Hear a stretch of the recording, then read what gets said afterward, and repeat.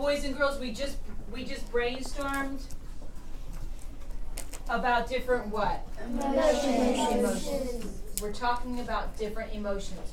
When you read, do you ever experience different emotions? Yes. Okay, what about the Genghis Khan story that I just read to you? Weston. He was sad because he killed his bird. He was sad because he killed his bird. But how did that make you feel?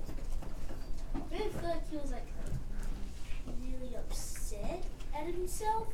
But how did you feel? That's what we're really trying to get to here, boys and girls. The author creates tones or moods as they write. And I want you to think about what kind of mood the author puts you in, or what kind of emotion the author evokes. Presley. I was kind of depressed about how he killed. You felt depressed. Okay, and how come you felt depressed? Because he killed his bird and he found out why he tried to get his water. Right. Were you angry when he was angry? Every time I read that he knocked the cup out of his hand, did that make you angry? Yes. Were you kind of, thinking I'd have done the same thing? Tristan. I was thinking, why is he doing that, and wondering what's going to happen next. You were thinking, why is the bird doing that? Okay, so you wanted to take the bird's perspective. Try to understand the actions of the bird.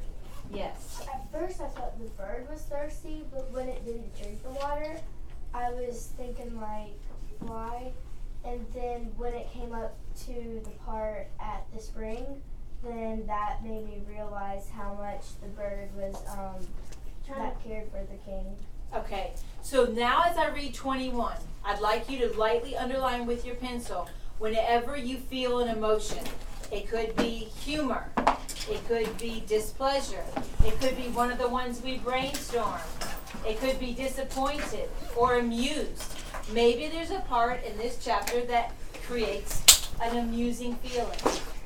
So just very lightly, because the other class may need this too, we want to do it where we can erase it, okay? But I want to go back and talk about what evoked emotions from this chapter. What did the author do to evoke emotions? Is everyone with me? Okay. Chapter 21, page 75. I'm waiting for one person to get with me. Hello, Bradley, said Carla. It's a pleasure to see you today. I appreciate you coming to see me. And she held out her hand.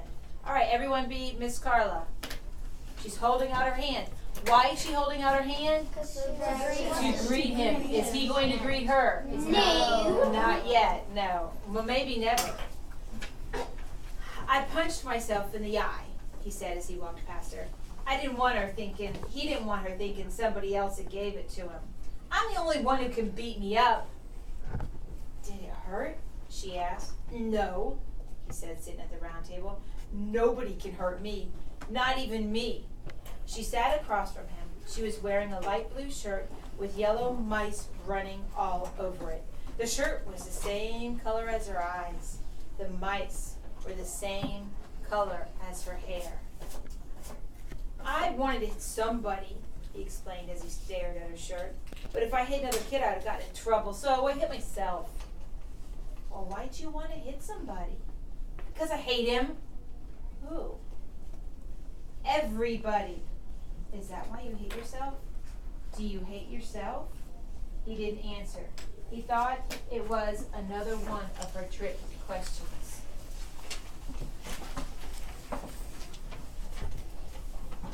Do you like yourself? She asked. He didn't trust that question either. Maybe the reason you say you don't like anybody else is because you really don't like yourself. I like myself.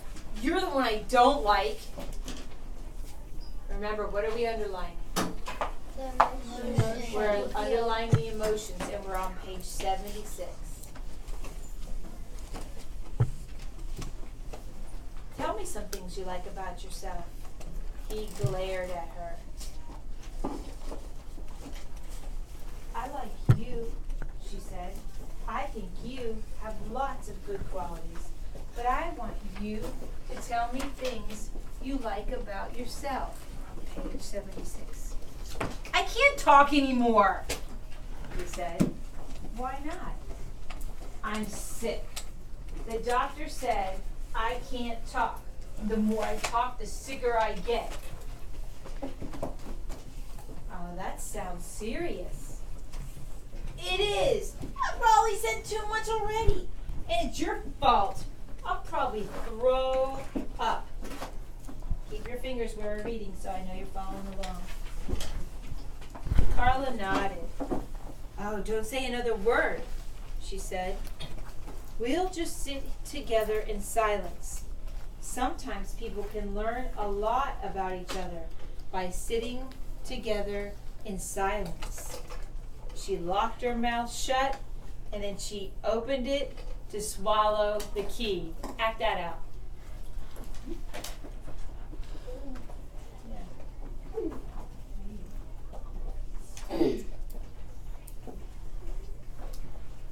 You're weird, said Bradley. A lot of people tell me that, she admitted, and then she put her finger to her lips. They sat together in silence. Bradley shifted in his chair. His eyes darted restlessly around the room. He put his hands behind his head.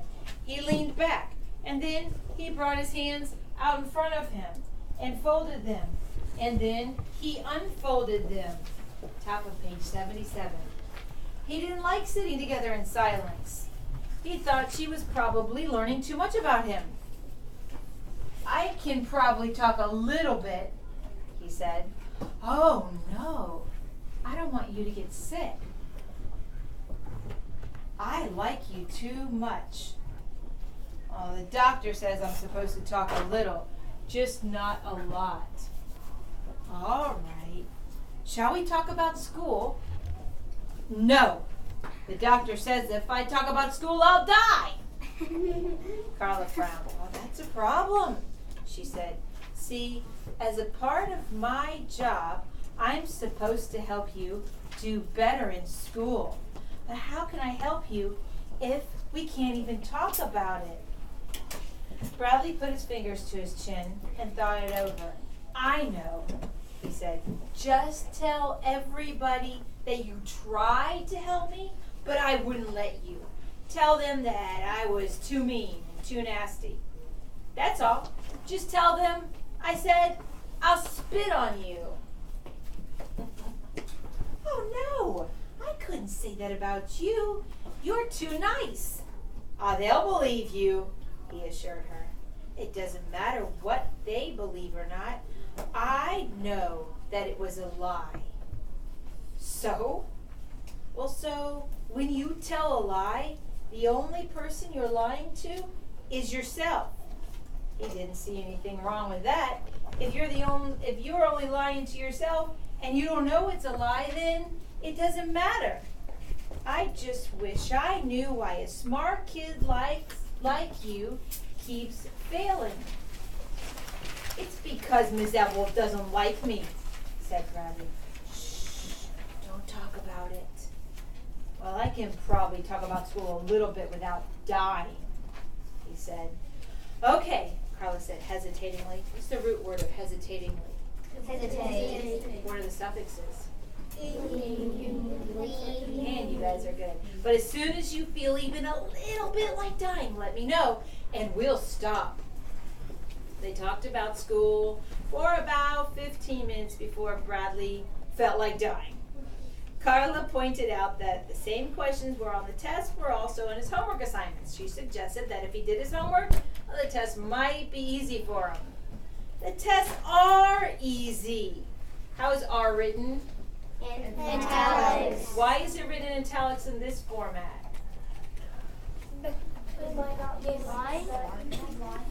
Maybe a little sarcasm, but it's this time it's not to say his thoughts so much as it is to stress the words. So did you hear how I said it? He says the tests are easy. He's stressing that word. He's really enunciating. They are easy. Like he doesn't have a problem with the tests. You see? So they really want you to stress that fact that he's just saying they are so easy. Yes. Maybe he's just trying to make himself Yeah, maybe he's trying to make himself look smarter. Let's see if we can find out. I could get 100 if I wanted. I'm the oldest kid in class. I answer all the questions wrong on purpose. You know what I think? Asked Carla.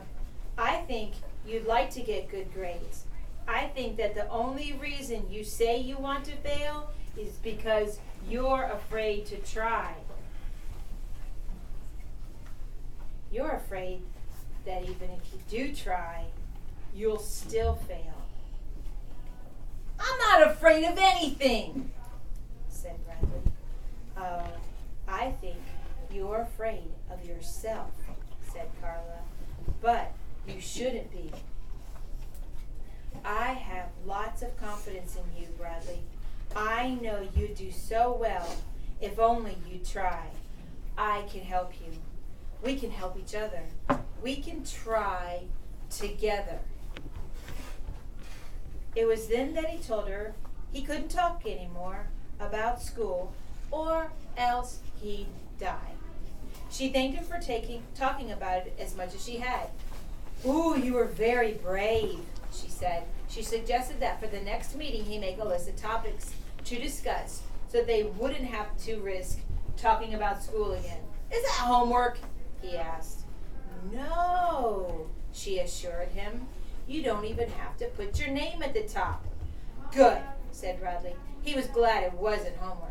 It was time to return to class. Well, thank you for sharing so much with me today, Carla said to him. I enjoyed your visit very much. She held out her hand. He stuck his hands in his pockets, and he walked out of her office. So did he shake her hand yet? No. Do you think he will? Yeah. You're not sure? Boys and girls, get out your dry erase and give me a synonym for assured. You may need to reread the context to find out what's the synonym for assured as used on page 79.